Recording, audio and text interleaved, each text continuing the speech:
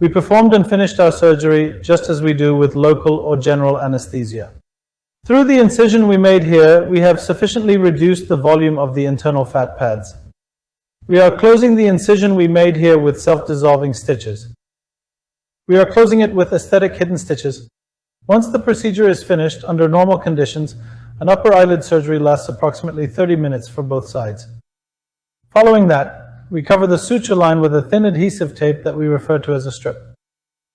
And if the procedure was performed under local anesthesia, after the patient has rested for a while, we send them home. If we did it with general anesthesia, we host them in the hospital for 4 to 5 hours before sending them home. The patient continues to apply cold.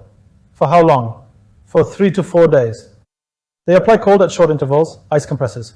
What is our goal? So the patient does not swell too much. Let us reduce the risk of bruising. If there is going to be bruising, let it be less. After all, these are not things that are only in our hands or dependent on us, they are also related to the patient's constitution. If it must occur, we should at least reduce the extent of it so that the recovery process is more comfortable. We wrote the patient's prescription, we wrote their antibiotic, we wrote their painkiller. We also prescribed a cornea protecting cream to keep the eyes safe while sleeping. We instructed them to use it at night and asked them to return in 3 days. 3 days later, we removed the tapes. We cut the part of our dissolvable stitches that is outside the skin, which will dissolve at the beginning and end. I will demonstrate to the patient how they should touch their eyelid and the proper way to perform the massage.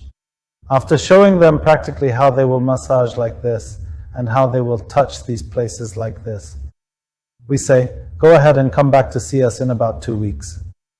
If the patient came from abroad or out of town, let us use technology, send pictures. There is something called WhatsApp applications.